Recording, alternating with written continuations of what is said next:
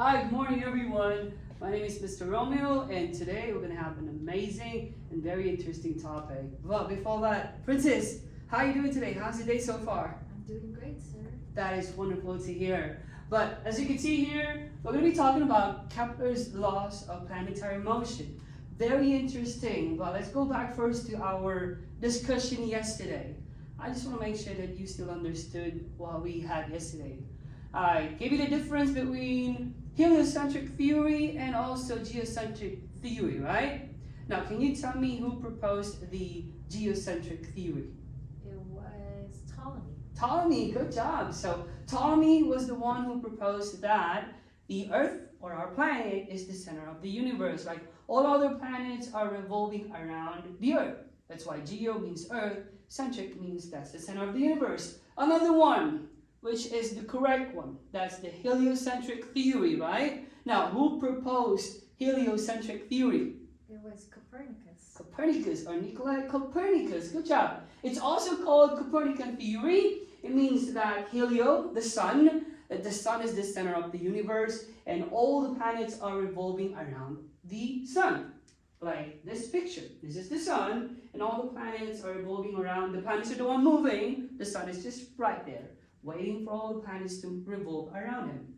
Now, before we also talk about laws of planetary motion, let's also have a bit of history behind the planetary motion. First one is Tycho Brahe from 1546 to 1601.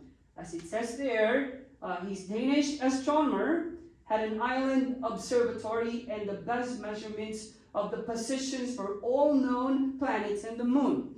He is one of the famous scientists at that time because as it says there, he has accurate measurements of planets and other bodies in the outer space.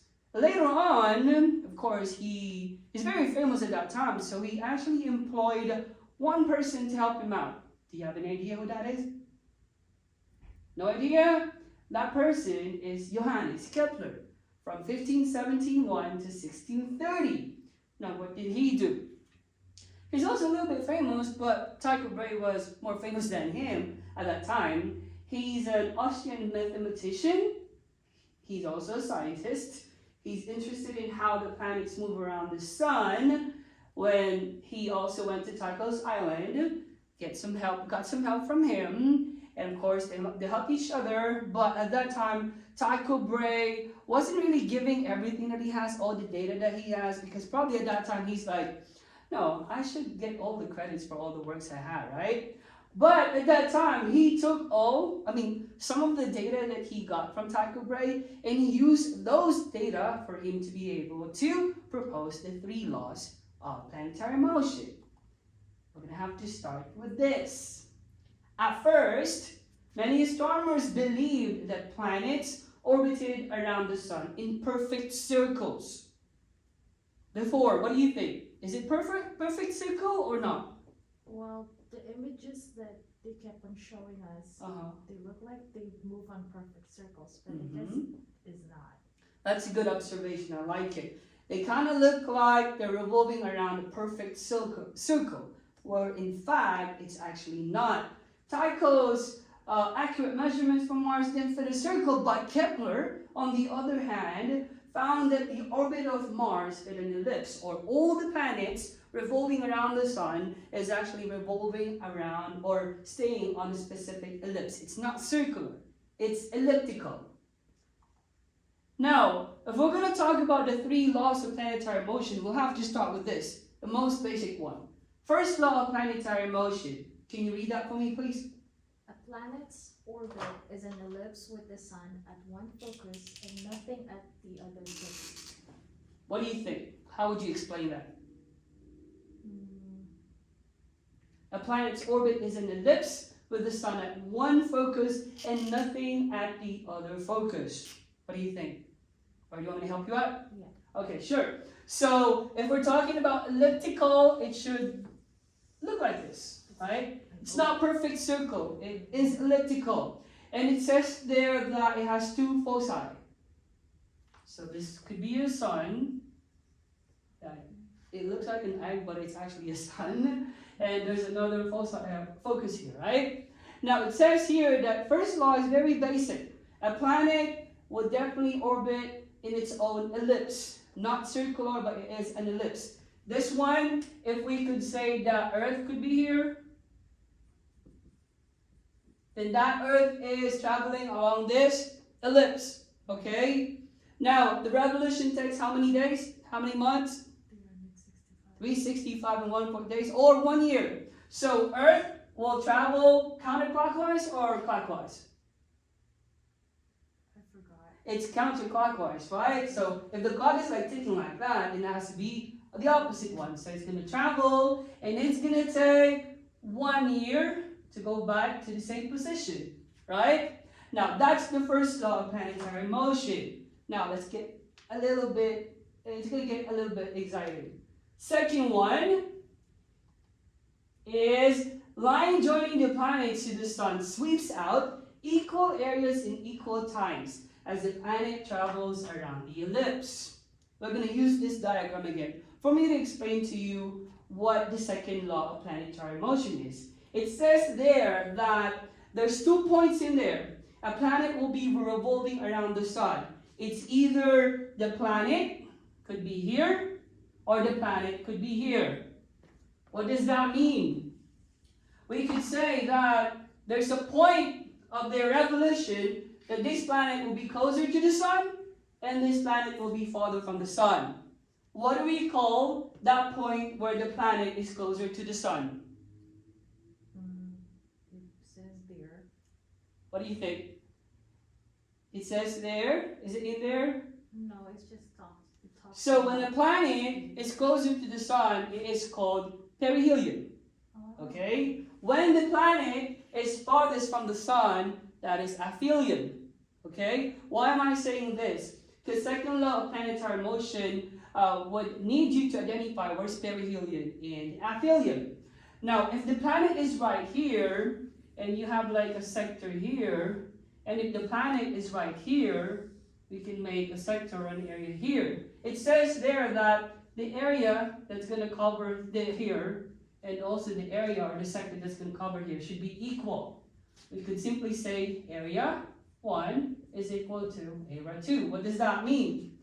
This planet can actually revolve here all the way here. Maybe it's going to take a month. It should be the same here. The planet can pass here all the way here, and it should also take a month. That's why we're saying the area 1 should be equal to area 2. Okay? Now, again, this is the perihelion, that is the aphelion. A1 is equal to A2. As it says there, the line joining the planets to the sun sweeps out equal areas in equal times as the planet travels around the eclipse. We could also say that looking at this diagram. Here, the planet, do you think, will it move faster or slower? It should move faster. What about on the other side? It should move slower. Why do you think so? It's because like the farther it goes, like the lower or the shorter the travel that it needs to do, and then on the left side, the more distance that it needs to travel. Exactly, perfect. So if it's going to be here, this would be faster, that one should be slower, right? If it's in perihelion, the traveling time will be slower, this one should be faster, especially the closer to the sun.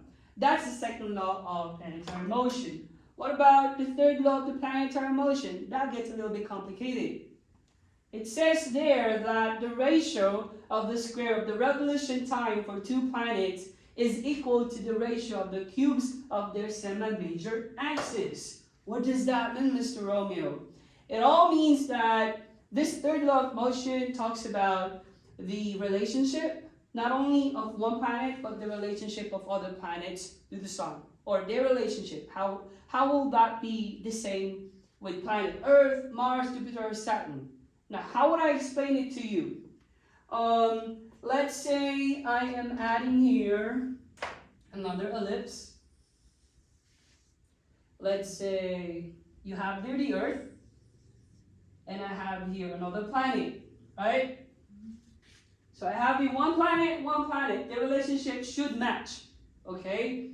Now, we could say that the distance from the sun, or we could say its radius, all the way here, we could have it as R1. And this sun, the distance on the second planet, it's R2. Good job. Second, this planet will revolve around the sun, right? And then the revolution, we could say that is time. Time 1. Why is it time? Is it the time that this planet needs for it to revolve and go back to the same position? And then this planet also will be revolving, so we can also call it T2. It says there that the ratio of the square of the revolution time for two planets is equal to the ratio of the cubes of their semi-major axis. Now, what we're saying is that if the first one is, it says there, two planets equal to the ratio of the cubes of their semi-majors, we could say that T1 squared over R1 cubed. This is the time 1, and we say we square it, and then the R, we cube it. Should be equal to T2 squared over R2 cubed.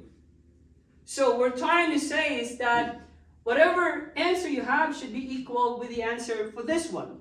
So every planet, if you do the other planets, if you compute it, especially Tycho Brahe and Kepler made a huge contribution in giving the exact measurements. If you do computation, all of them would have the same answer. And that clearly explains the third law of planetary motion. Do you have any question? No, sir.